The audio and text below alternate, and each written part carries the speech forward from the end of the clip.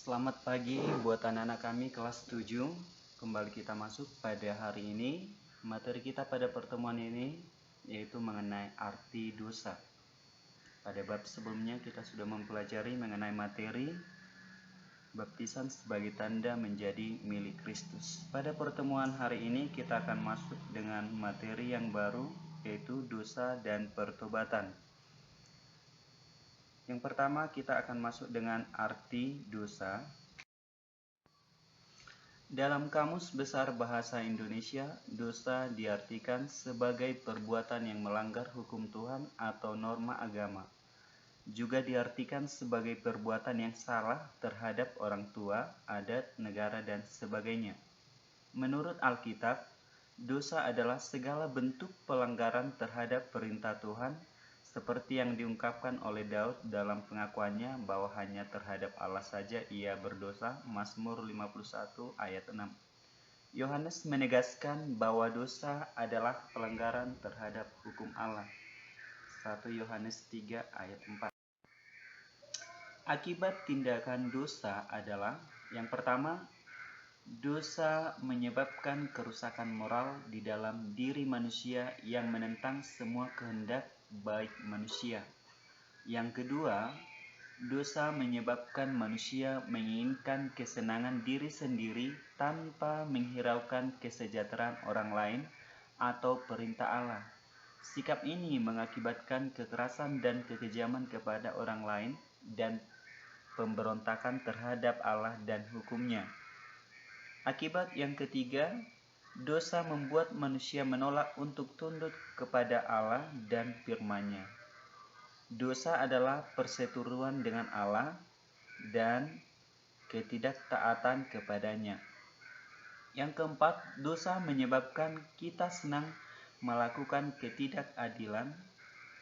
Yang kelima, dosa juga merupakan kuasa yang memperbudak dan merusak.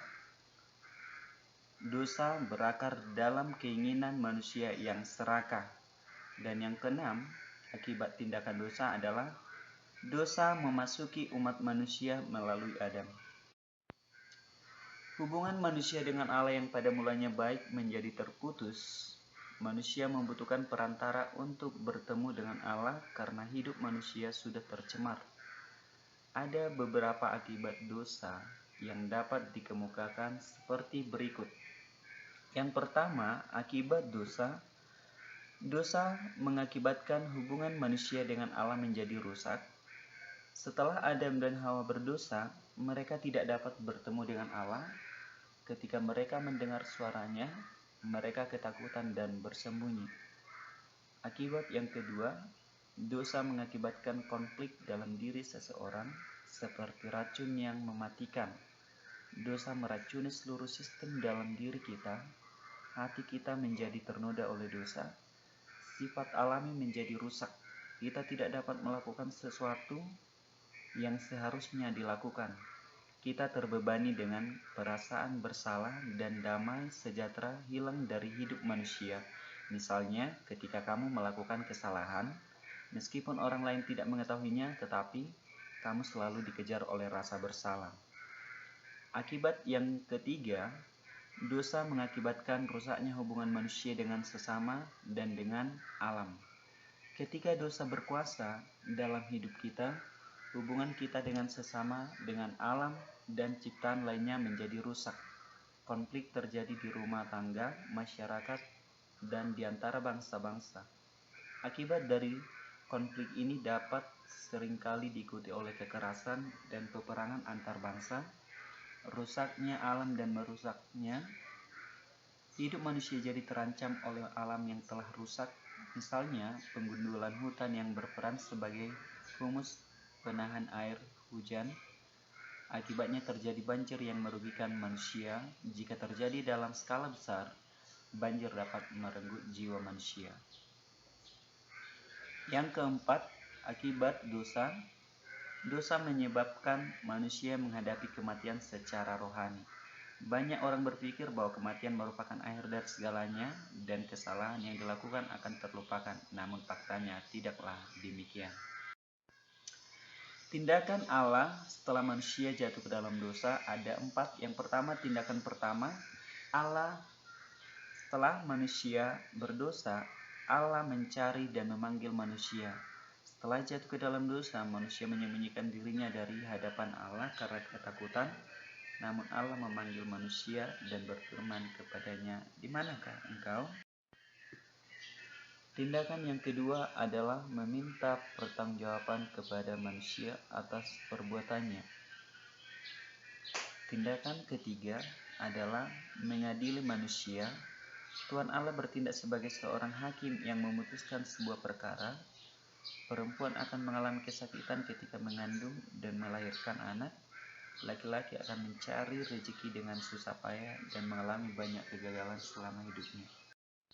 Dan tindakan yang terakhir, tindakan yang keempat adalah mengusir manusia itu dari Taman Eden. Manusia harus keluar dari Taman Eden, tempat yang indah dan menyenangkan. Menyenangkan itu dengan demikian hubungan manusia dengan Allah putus. Meskipun demikian, Allah juga menyatakan dirinya sebagai Allah yang Maha Kasih. Tuhan Allah memberikan kabar gembira kepada manusia. Kabar gembira seperti yang ditulis dalam Kejadian 3 ayat 15. Aku akan mengadakan permusuhan antara engkau dan perempuan ini, antara keturunanmu dan keturunannya. Keturunannya akan meremukkan kepalamu dan engkau akan meremukkan tumitnya.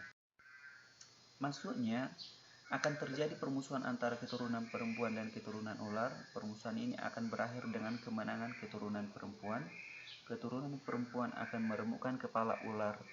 Peristiwa kematian Tuhan Yesus di kayu salib menjadi realisasi dari apa yang difirmankan Allah di atas, yaitu keturunan perempuan meremukkan kepala ular. Tuhan Yesus benar-benar mati di kayu salib. Namun ia bangkit pada hari yang ketiga. Kebangkitan Tuhan Yesus ini menjadi bukti kemenangannya atas maut. Tuhan Yesuslah yang mampu mengalahkan maut. Sekian materi kita untuk pertemuan hari ini. Bapak harap kalian tetap semangat belajar di rumah. Dan yang terakhir tugas, ada 2 tugas untuk pertemuan ini yang harus kamu kerjakan dan kamu siapkan. Yang pertama, tuliskan arti dosa. Yang kedua, tuliskan 4 akibat dosa. Kalian kerjakan, tuliskan nanti di buku catatannya, baru kirimkan melalui WA secara pribadi atau di Google Classroom boleh dikirim. Sekian dan terima kasih, tetap jaga kesehatan dan tetap semangat belajar di rumah.